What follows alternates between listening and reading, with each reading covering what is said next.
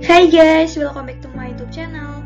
Jadi di videoku kedua kali ini aku akan menjelaskan tentang biomekanika, biolistrik, fluida, biooptik, bioakustik, dan termofisika. Perkenalkan, nama aku Ibaris Darwikan Tias dari Fakultas Ilmu Kesehatan, Prodi D3 Keperawatan, Universitas Muhammadiyah Magelang. Nah, buat kalian yang belum subscribe, jangan lupa subscribe, dan kalau mau nonton sampai selesai, jangan di skip-skip, biar kalian paham juga tentang materi yang aku jelasin kali ini ya. A few moments later. Nah, untuk yang pertama yang bakal aku jelasin yaitu tentang biomekanika. Biomekanika adalah penggunaan kekuatan mekanik pada organisme hidup dan penyelidikan efek interaksi-interaksi kekuatan tubuh atau sistem, termasuk kekuatan yang timbul dari dalam dan luar tubuh.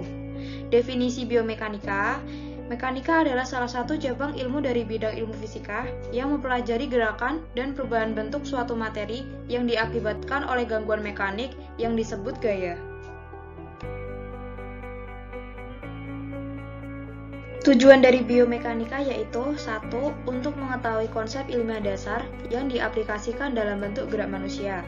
Yang kedua, mampu memahami perkembangan gerak dasar. Dan yang ketiga, mampu menerapkan suatu bentuk yang sesuai dengan karakteristik fisik seseorang dalam berolahraga dengan baik dan benar.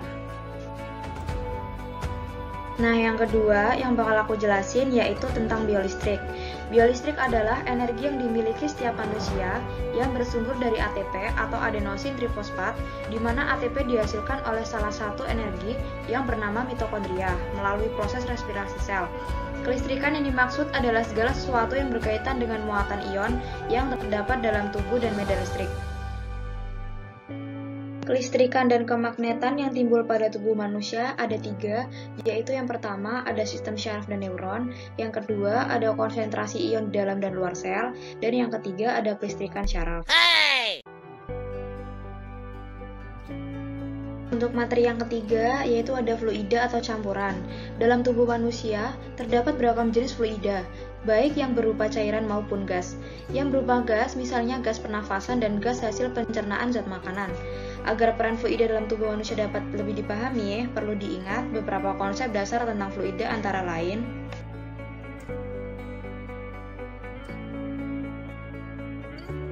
Yang pertama yaitu kadar atau konsentrasi. Semua fluida dalam tubuh manusia mengandung zat-zat tertentu, baik dalam bentuk larutan suspensa maupun sebagai koloid. Yang kedua yaitu ruang atau kompartemen.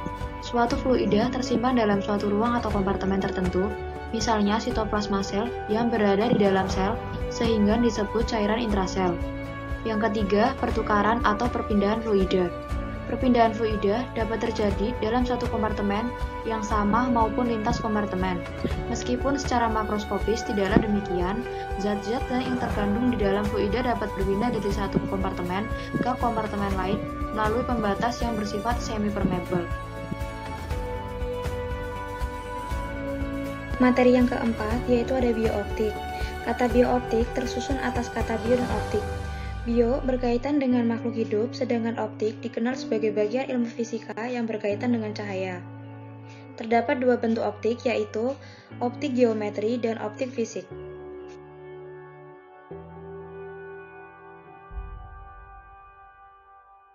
Dari optik geometri berpangkal pada perjalanan cahaya dalam medium secara garis lurus. Berkas-berkas cahaya disebut garis cahaya dan gambar secara garis lurus. Dengan cara pendekatan ini, dapatlah melukiskan ciri-ciri cermin dan lensa dalam bentuk matematika. Misalnya, untuk rumus cermin dan lensa, F yaitu titik api, B yaitu jarak benda, P yaitu jarak bayangan. Hukum Willibrord-Snellius, N yaitu indeks bias, I yaitu sudut pandang, R yaitu untuk sudut bias. Yang kedua yaitu optik fisik. Gejala cahaya seperti disperse, intervensi, dan polariasi tidak dapat dijelaskan melalui metode optika geometri. Gejala ini dapat dijelaskan dengan menghitung ciri-ciri fisik dari cahaya tersebut. Lensa, permukaan sferis ada 2 macam, yaitu 1. Lensa konvergen. yaitu sinar sejajar yang menembus lensa akan berkumpul menjadi bayangan nyata, juga disebut lensa positif atau lensa cembung. 2. Lensa divergen, yaitu sinar yang sejajar yang menembus lensa akan menyebar. Lensa ini disebut lensa negatif atau cekung.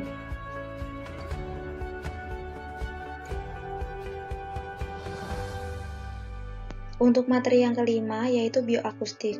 Bunyi merupakan vibrasi atau gerakan dari molekul-molekul zat dan saling beradu satu sama lain, di mana zat tersebut terkoordinasi menghasilkan gelombang, serta mentransmisikan energi tanpa disertai perpindahan partikel. Gelombang bunyi dan kecepatan. Gelombang bunyi timbul akibat terjadi perubahan mekanik pada gas, zat cair atau zat padat yang merambat ke depan dengan kecepatan tertentu. Sumber bunyi. Syarat terjadinya sumber bunyi yaitu 1. Ada sumber bunyi yang bergetar. 2. Ada zat perantara yang merambatkan gelombang bunyi dari sumber ke telinga. Untuk materi yang keenam yaitu termofisika. Termofisika adalah alat untuk menunjukkan suhu suatu sistem termometer yang sering dipakai, yaitu termometer klinik, dari suhu 32 derajat Celcius sampai 45 derajat Celcius. Regulasi suhu tubuh. Regulasi termal adalah suatu pengaturan secara kompleks dari suatu proses fisiologis di mana terjadi keseimbangan antara produksi panas sehingga suhu tubuh dapat dipertahankan secara konstan. Panas dapat masuk ke lingkungan dengan secara konveksi. Suhu dan termometer.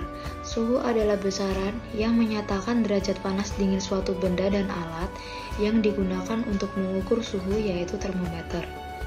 Tetapi di masa ini, termometer yang sering digunakan terbuat dari bahan cair misalnya raksa dan alkohol. Air raksa digunakan sebagai pengisi termometer karena air raksa mempunyai 1. Penghantar panas yang baik, 2. Pemuaiannya teratur, 3. Titik didihnya tinggi, 4. Warnanya mengkilap, 5. Tidak membasahi dinding. Sedangkan kelebihan alkohol adalah 1. Titik bekunya rendah, 2. Harganya murah, 3. Pemuaiannya 6 kali lebih besar daripada raksa sehingga pengukurannya mudah diamati.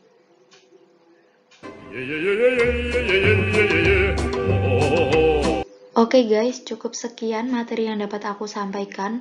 Kurang lebihnya aku mohon maaf. Semoga materi kali ini bermanfaat ya buat kalian semua. Jangan lupa like, comment, and subscribe. Terima kasih.